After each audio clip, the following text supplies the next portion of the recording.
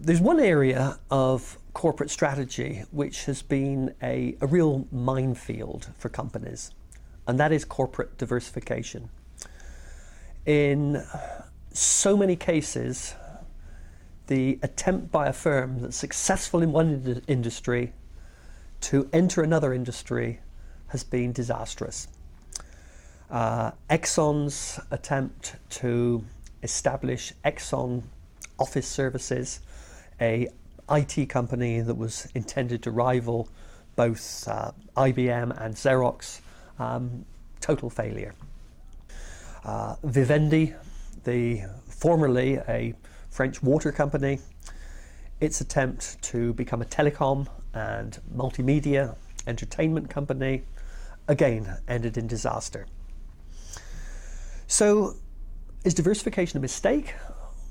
Well, the fact is that unless firms do develop their businesses, adapt to change, then their lifespans are going to be relatively short.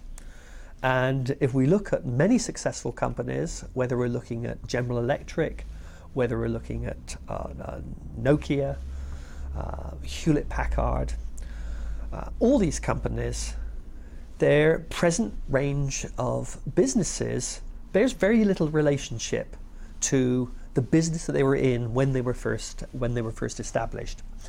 So, at some level, diversification is critical to the long-term evolution of the successful company.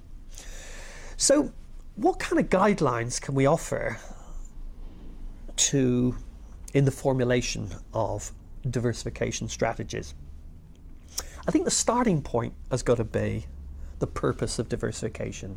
The purpose of diversification must be the creation of value. If diversification is motivated primarily by achieving revenue growth or spreading risks, then I think it's likely that diversification is not going to result in increased profitability and enhancing the stock market value of a company.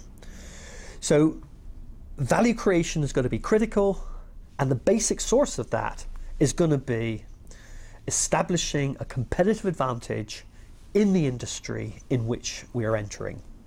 The primary source of that is going to be the ability to deploy the same resources and capabilities that we have in our existing business in the new business. However, this isn't the only condition, because in sharing resources and capabilities across businesses, there's also going to be costs involved. There's going to be costs of coordination, there's going to be costs of greater complexity. So another key criterion is going to be the benefits of these economies of scope in shared resources capabilities have got to be greater than the added administrative costs of exploiting those economies. At the operational level, what we're talking about is within the operations of two different businesses, can we combine in some way those operations through using, say, the same plant, through using the same distribution systems, through using many of the same employees to work on both of these. And I think the key problem here is that if we're using the same research and development, the same purchasing organization, the same production plants to produce both, then actually the costs of coordination, the costs of complexity that are involved are likely to be significant. Now, the other aspect of relatedness, what I call strategic relatedness, really is the result of being able to use some of the same resources, capabilities, but without any necessarily any particular merger at the operational level. Now, what this allows is the businesses to be able to be run fairly independently, but with some linkages through using common organizational capabilities, certain common resources.